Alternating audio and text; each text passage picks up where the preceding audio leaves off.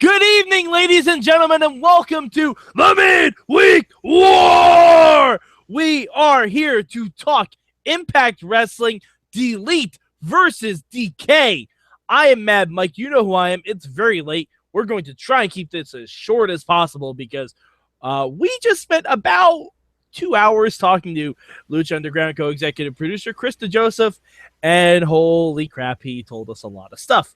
With me, late as ever, is our friend in the mainstream media, Matt Carlins. How are you, sir?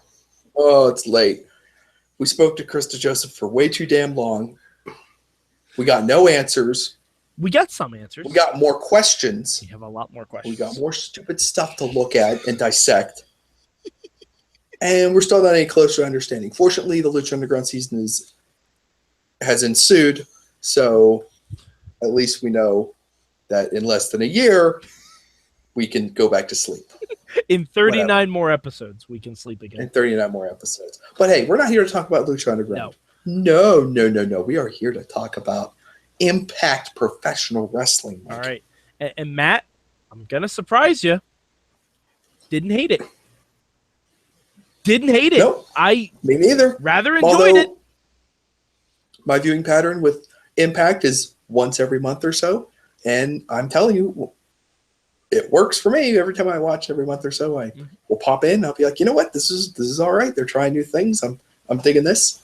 And, we want nothing but the best for Impact. So we saw some cool stuff. Yeah, this wasn't bad. Okay, so Matt, what would be your word for Impact this week? Oh, man. Abducted. Okay. My word for this week is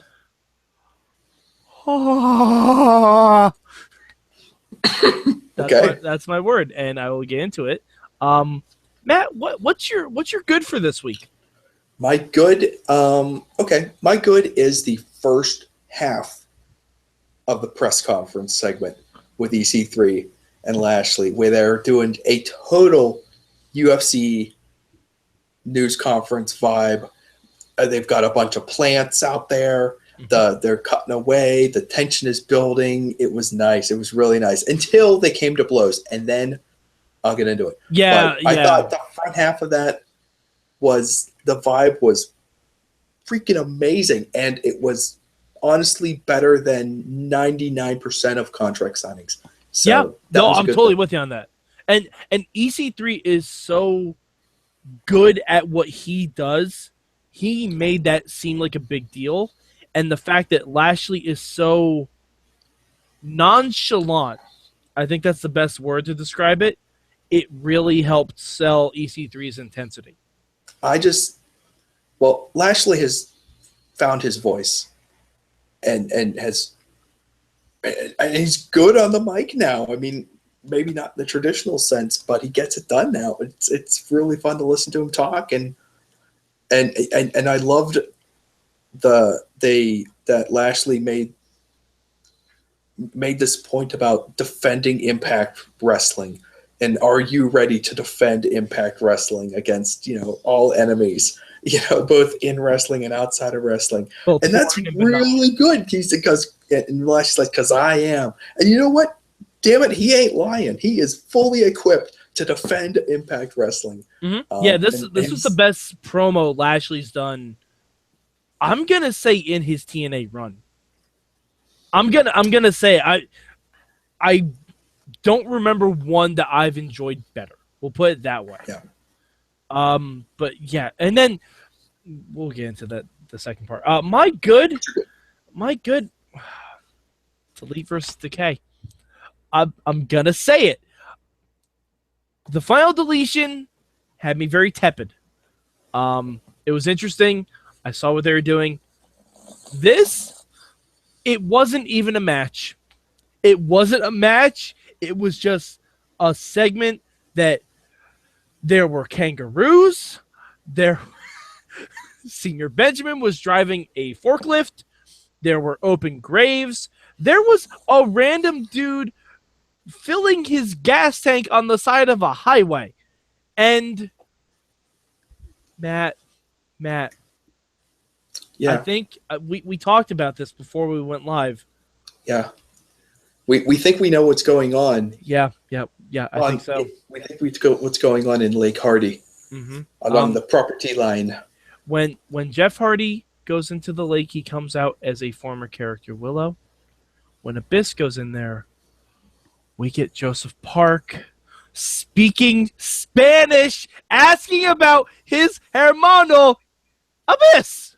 Like, so, thank you. Thank you, Matt Hardy. I have never said those words before in my life, but this, I mean them. Thank you, Matt Hardy. I don't know if it was your idea to bring back Joseph Park, even for the slightest of cameos. I don't know if it was Abyss's. I don't know if it was TNA's. I don't know whose idea it was. But Matt, this weird Reek Ramsey Bolton brainchild of yours has brought Joseph Park back to my life for a split instant, speaking Spanish, asking about his hermano. And at that point, I just sat back and I'm like, dude, whatever you want to do, I'm down. Whatever you want to do. It's like when I watched the Civil War trailer and Spider-Man took Captain America's shield. For those of you who know me, you know that is a big fucking deal. That's a big deal. Yeah. You, Mad Mike, you succumbed to the broken brilliance. You gave in. You gave in. Yep. Delete. And I'm this is a complete aside. Baby Maxwell looked adorable walking. With his chubby legs. With his little stubby legs. He looks... Get in the gym, Maxwell. Okay. Yeah, we'll get into that segment, I'm sure, a little bit more. Matt, what was your bad this week? I'm going to have a little bit of trouble figuring out. Well, I'll go with the easy one. My bad will be the second half of the press conference. And there's a very simple reason for this. They had an army. Have you ever seen a UFC press conference where the fighters start to come to blows? What's the first thing that happens? About 10 zillion people jump between them. So they stop fighting. Mm-hmm. Don't fight for free. Don't fight for free. Remember what Paul Heyman taught us. I saw they brawled past security who stood there doing nothing. Don't let them fight. They brawled by an open ambulance. It was screaming for a pull apart brawl, and they just let them go. And like all these people just kind of watched them fight up in the stands, just like. And I was so disappointed. What made it so disappointing was how awesome the first half of the press conference was. And it was just like, all you have to do is just take this one last little step. Just a pull apart, guys holding back, done. But no, they had to go to break, come back to a whole nother segment of them fighting in the back. I'm like, this is not worth it. Either that, or you could have done something like EC3 gets pissed off and slaps Lashley in the face, and Lashley just walks it off. Like something like that. With Delete vs. Decay, show no restraint. But with that press conference, there needed to be an element of restraint to it, and because you still have a month to build for Bound for Glory. Like these guys are going to touch each other at least 3 more times, I would assume, before Bound for Glory, and that it negated all the good work the first half of the press conference did. It definitely undid a little bit of the good. But, it was too bad because it seemed like it kind of was writing itself. Yeah. And then it got written. Mm-hmm. Anyway, what was your bad? All right, my bad. The Grand Championship. Everything surrounding the whole Grand Championship thing. I'll bullet point my issues with it. Okay, first of all, Billy Corgan is talking to JB in the back and says, I have a big announcement. JB's like, hey, you can tell me, though. I'm trying to get some scoops, like, which is great. Good on JB. JB, not a problem with this. But Billy Corgan said, no, I'm going to talk about it in the ring. And I'm like, okay, that's fine. He wants to break the news in the ring. That's okay. So we go to the ring, and Billy Corgan says there's going to be a new title. And then Matt, do you know what we get right after he says there's going to be a grand championship? Which, first of all, very original name, TNA. Good job, Alex Cars. You know what we're talking about. But you know what we got after he said the name of the championship? What? We got a video package kind of explaining the rules, narrated by guess fucking who? Jeremy Borash. Jeremy Borash! I mean, this is not hard. It is not difficult. When Billy did his live segment and he made it too long and convoluted when you taped it, fine. You can do a package around it, but have Billy throw to a video package. Or have Billy narrate the video package. Just have him read the same shit Jeremy Borash read. So have him sing during the video package. No, do not do that. I will turn off the show and we will turn this podcast around. This is not 1979, damn it. This is not... You saw what I did there? That's pretty good. We're not watching Impact tonight. Okay, let's say I forgive that because I know it's not live, so we throw that in afterwards. Let's say I forgive that part, okay? Then you have Drew Galloway, who no one cares about anymore. He comes out and he says he should be in this thing. And then Aaron Rex, who still has not had a match in TNA. That's not necessarily a bad thing. It is and it isn't. Because right now he doesn't have a character, so you might as well have him wrestle. But Billy Corgan says that they're both in the tournament. Drew's match is tonight. Aaron Rex will make his debut next week. Okay, fine. So basically you're setting up for the finals to be Drew Galloway versus Aaron Rex. Thanks for the heads up on that front. But then we get to the match. The first match is Drew Galloway versus Braxton Sutter. And we're not introduced to the judges who are supposedly scoring this fight. We don't know how they're scoring it. They say the three things they're looking for are like intensity, control of the match, and aggression. And the only thing I thought of was BattleBots, because that's exactly what the judges on BattleBots do. Like, legitimately, that's the same thing the judges on BattleBots do. Only in BattleBots, it's a little bit easier to tell who's doing what. Also, a pinfall or submission can end any one of the matches, even though there's 3 3-minute rounds. Yep. This is way too confusing. I did not find the rules that confusing. No, but, all right, explain to me how points are scored. The same bullshit way they are in MMA. It's all just, you know what? But judging is an inherently flawed process anyways. It's just... No, I know, but... me, I'm like, okay, they're going to throw some random numbers up there and, you know, it'll be okay. But I'm sorry, a pin shouldn't end the match. A pin should absolutely end the match. If you're in an MMA fight and you knock somebody the F out, that match would be over. If you pin somebody in a wrestling match, that match is over. If you knock out someone, that should end the match. A pin should not end the match. A pin because wrestling's knockout. No, a knockout is wrestling's knockout. Ask Kevin Owens, ask Sami Zayn if we do knockouts. Oh, jeez, one time. I'm sorry. TKO. Yeah, we do knockouts in wrestling. It didn't. What is a last man standing match if not a knockout match? Yeah, well, I mean, they do that too. But, I mean, I just don't think it was... I didn't think the rules were that complicated. I mean, as far as explaining, you know, how points are scored and things like that, or not necessarily how points are scored, but how you're, you know, winning the round, it's the same old loosey-goosey weirdo rules that you get in MMA too. Okay, Octagon control and all that. But what I'm saying is, this is the first time TNA is doing this. They need to make it explicit. Once you have 1 or 2 matches, okay, I'll accept a little bit of lax, you know. But if you don't watch MMA, you have no idea what the hell is going on. You watch MMA occasionally. I watch MMA occasionally. But there are a lot of people that watch Impact that don't care about MMA. So they don't know what the rules are.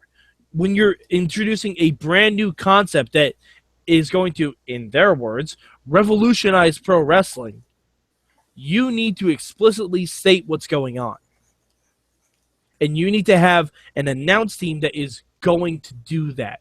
Pope and Josh didn't even seem like they knew what was happening. Well, I'm glad you mentioned that because that blends perfectly into my change. Well, hold on. I'm not done with my bullet points on what I hate about this. Oh, okay. Sorry, I only have 2 more. I know we want to get this done quick. The first match. You're doing fine. The first match, after each round, they didn't show what the points were. But they did. They did? I didn't see it. For the second match, they did. The second match, they did. The first match, they didn't. They did not have consistency within their own fucking show. That is a problem. And not to mention, those graphics can't see shit. Can't read anything those graphics said because they were this tiny on the screen. You can't read anything those things said. Have it be a bug on the bottom of the screen like you would do for an Iron Man match. That's all you have to do. Don't try and get cute with a little fancy sticker because there's going to be action in that part of the camera view. Put it on the bottom so we can just see what the tally is. I could not read that graphic at all, and I have excellent vision. It might be the TV's fault. Yeah. Even still. The little graphic was a little difficult too. Yeah, I didn't even know that the graphic said who was up in points. But apparently it did.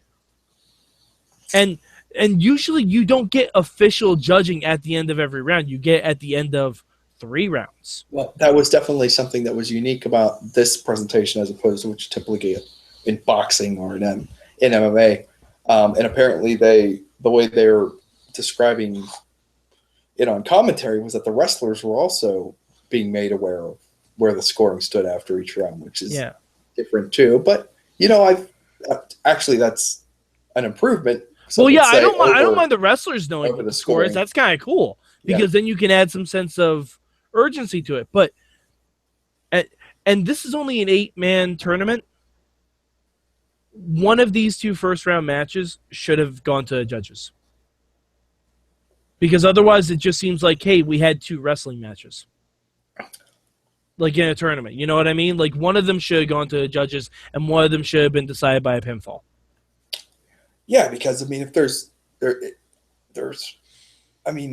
judges who don't know how to properly score a fight is, an epidemic in other sports, and it's the perfect way to write a wrestler onto the next round who maybe necessarily wasn't the better man. So, it's a great storytelling device. Honestly, that's how Eli Drake should have won. He shouldn't have gotten a flash pin. He should have been outclassed in the first round, broke even in the second, and just barely squeaked by with a judge's decision in the third. You need to have one person squeak. Because, it's all booked anyway. It's not like this is legit shoot fighting like the Brawl for All. Well, I think my point is that, judges scoring doesn't have to have any real semblance of reality because even in real life, judges frequently screw up the scoring of fights. So it's not too hard or too much of a stretch to believe that, wow, Eli Drake looked like he was getting his butt kicked for most of this fight, but the judges say he won, so well. Exactly. And you can even do stories with that. You can say Eli Drake paid off one of the judges. You can do a whole bunch of really cool things with this, but no, both match ended in pinfall. And it just seemed like a missed opportunity. If you're going to introduce this new concept, the judges just yet. Let's just complain about they're nameless and faceless. It's easy to corrupt them.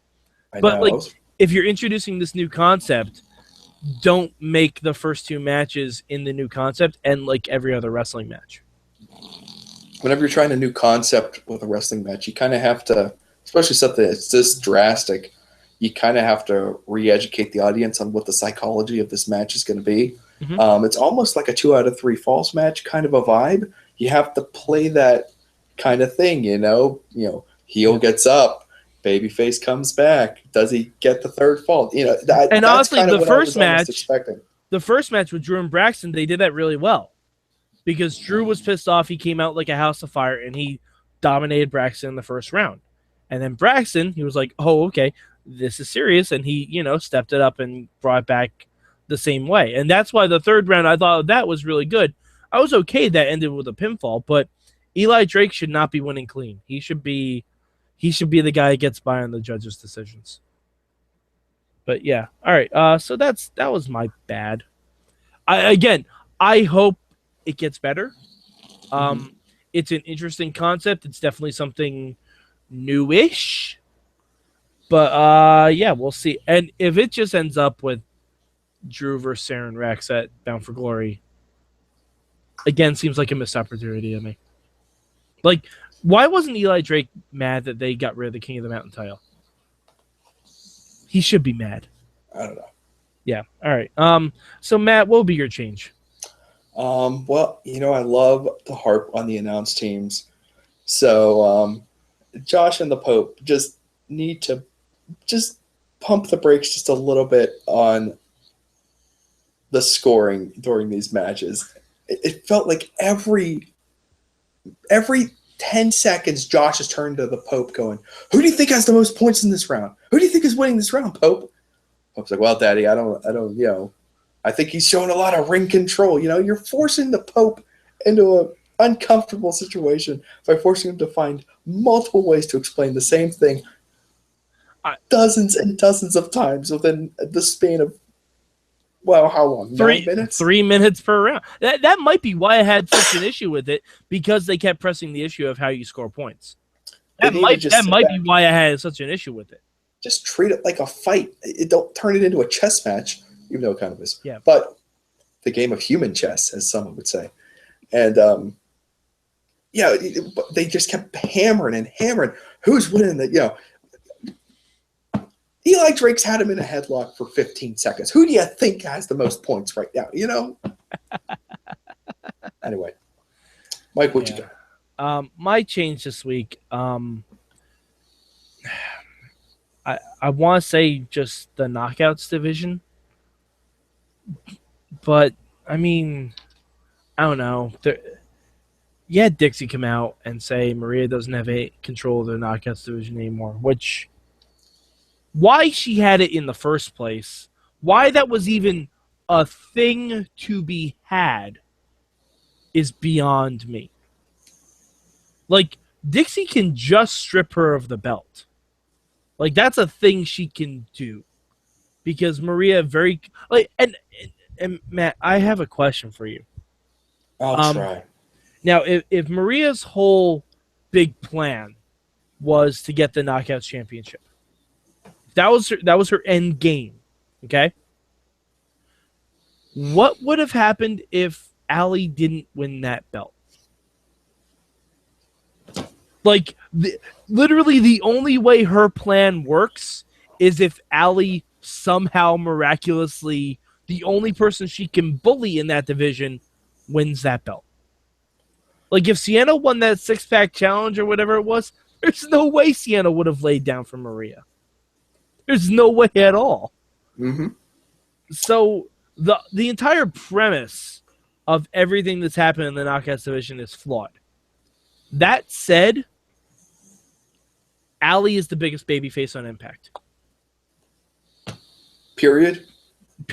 End of story. The only one who can rival her is Maxwell, and that is because he is a legitimate baby with a face. That's true. Yes. If the whole goal of this whole thing was to turn Allie face, well done. Mission accomplished. She is over as sin. Now you have to do something with it, and it doesn't look like they're going to. But if they did all of that work for no kind of payoff, then that's really unfortunate. Agreed. Yeah. All right. So, Matt, do you want to talk about Delete versus Decay a little bit more? I would like to say that, first of all, prayers for Vanguard 1. Prayers for Senior Benjamin. Yes. And I want to just run down a list of every entity that Matt Hardy has gotten over, while the industry leaders struggle to get their top baby faces over. I want to run down the list of entities that Matt Hardy has gotten over by himself. Yes. Matt Hardy, Reby, his baby Maxwell, the Gardner Senior Benjamin, a dilapidated boat, Vanguard 1, a lake, a giraffe that embodied the spirit of George Washington. a giraffe, a kangaroo, Oh, by the way, that kangaroo. Oh, who was the boxer? Joe Louis. Joe Louis, yes. No, Smoking Joe Frazier. Smoking Joe, I'm sorry. Smoking Joe Frazier. There was also birds that were the bucks of the youth. Nick and Matt. Nice shout out. Nice. The spot monkeys. Did you see the spot monkeys? Yeah. Oh yeah. Don't. All right. Did I miss that? Yeah. No. You're right. But the spot monkeys. Don't name them after your X Division guys. Come on. Don't do that. Not true. No, because Matt and Jeff are supposed to be the faces in this. In theory.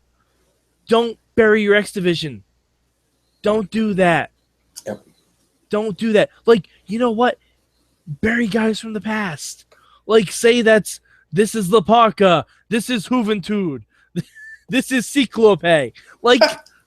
Naming him after third-rate WCW cruiserweights would have been fantastic. This is Silver King. Yeah. Silver King. I want a spot monkey named Silver King. Everybody does. But I mean, because you didn't have to take those shots. That's unnecessary.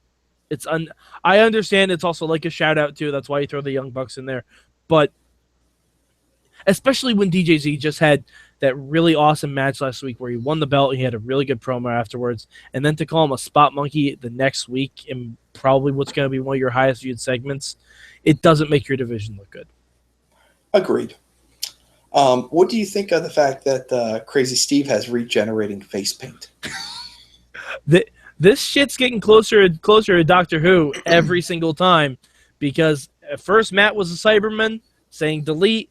Now he's saying we must exterminate them, so he's a fucking Dalek. And now Crazy Steve has regenerative face paint. I expected him to go like this when he did, which he was kind of in the pool, so he did do that. We're getting closer to Doctor Who. And you know what? If Impact wants to merge with Doctor Who, I'm okay with that. Especially if the Doctor is like Dr. Stevie Richards. What's the worst that could happen? Absolutely. Yeah, exactly. I salute Impact for taking wild and insane chances and pushing the art of televised professional wrestling forward, kicking and screaming into the future. I don't know if it's going to be a brighter future, but we'll find out together. Mike, is there anything else you want to cover before we hit the delete button? Delete! Delete! Delete! Delete! Fucking Joseph Park came back, man. I know, I saw it too. I was so happy. I was so happy. Oh, who's going to go to that link? We didn't mention back to a little gimmick. That's real question. Yeah, we didn't mention our theory that's how this all ends. Is that Matt gets thrown into the lake and reverts like the coloring in his hair is gone. He's back to V1. Shannon Moore comes out of the lake alongside of him. Yeah, the lake is. It's Lake version 1. It's the V1 lake. You go into the lake, you revert back to a prior form. That's why Jeff Hardy turned back into Willow. That's why Abyss turned back into Joseph Park. And yes, it seems like the perfect way for this to end. Matt Hardy will get dumped into the lake and will revert back to babyface, teenage Matt Hardy holding the doors at King of the Ring. And just remember that. I was trying to remember my earliest memory of Matt Hardy, and that's definitely it. And if Jeff Hardy gets thrown there again, he will go back to the tie-dye pants and jobbing to Scott Hall. Yeah, all that good stuff. I have a question. Yeah, that totally makes sense to me. It seems like a perfectly logical conclusion to this whole thing. I have a question though, and where's Bram? I haven't seen him. I mean, wouldn't this been perfect for like Bram to come back? Well, it's the middle of the night in Cameron, North Carolina. It's a little scary up there. I don't know if Bram's comfortable. Well, the last time we saw him, oh, I forgot. You don't watch Impact week to week. The last time we saw Bram, uh, Rosemary took him to a barn where we called it the rape barn because that's what she implied happened there. And Bram wasn't being very sensitive to her feelings. And Decay showed up at the barn to beat Bram up and stuff his lifeless body into the trunk of a BMW. Okay. All right. So clearly Bram is in the same place they're taking Senior Benjamin. So I look forward to a segment where Bram and Senior Benjamin meet together in the trunk of a vehicle somewhere, tied up. Okay. Oh, and we forgot to mention, someone actually got hit with Janice. That's right. It's They lethal. did it. Yep. They did it, Matt. It killed him. He's dead. I got really scared when I saw Janice just get swung into the tree. I'm like, oh no, are they just gonna keep that there the whole fucking time? Like, are we like in this environment? You can use that. Like that can be a thing that you use, and instead we're not doing the fucking turnbuckle spot again. But they didn't. They didn't, and I was very happy with that. That's good. Yeah. Now that Janice has actually hit someone, can we please never use it again? Never ever again. Please. Let's retire that gimmick. Let's be done with it. Mike, you know as well as I do, in wrestling, nothing is truly retired. Okay, the clock says it's 2 a.m. We're out of time. Yes. So why don't so you tell Matt, everyone where they can find us? Matt, well, you can find me at MadMike4883 on the Twitter machine. Please go to our feed, even if you don't watch Lucha Underground, which, why the fuck don't you? You should. You're watching Impact. Why don't you watch Lucha? Exactly. If you love Delete or Decay, you will love Lucha Underground. Watch our whole interview with Krista Joseph. Listen to it on iTunes, however you get our stuff. Watch or listen to that. It was a really, really great interview. He told us a lot of stuff. He didn't tell us a lot of stuff. It's 2 hours of him teasing us. Yeah, it's a 2-hour cock tease. And it is. But it's a lot of fun. And he does kind of point us in certain directions and things like that. So if you like the scavenger hunt aspect of Lucha Underground and you like looking for things in the background, Chris suggests several scenes, not just from the trailer, but from the first episode of season 3, where it's suggested that you kind of see what's in the background. There are clues all over the place in Lucha Underground. You have no idea. There are clues hidden in posters, people. There are clues hidden in posters. Like, it's true. Oh, man. And they are, like, I pulled them up during the broadcast, and I'm like, oh, my God, there it is. Like, but seriously, follow us on there. Follow us at Mayhem Show. Wasn't able to live tweet Impact this week, but I will be live tweeting it next week. And for Mainstream Matt, where can they find you? At Mainstream Matt with 1 T. And check out some of the stuff at WrestlingMayhemShow.com. We've got the NXT Women's Championship potluck. Definitely, you do want to be part of this, trust me. And coming soon, the Lucha Underground Death Pool. Yeah, that's happening too. That we are going to do that. That's going to be a real thing. All right, so for Matt Carlins, for Senior Benjamin, for Vanguard 1, for King Maxwell, for Rebby Sky, for Broken Matt Hardy, for Brother Nero. For the dilapidated boat. For the dilapidated boat, Alexander Skarsgård. For the giraffe, George Washington. For the kangaroo, Smoking Joe Frazier. For all of the menagerie zoo that Matt Hardy has. And for me, Mad Mike, this has been your Midweek War.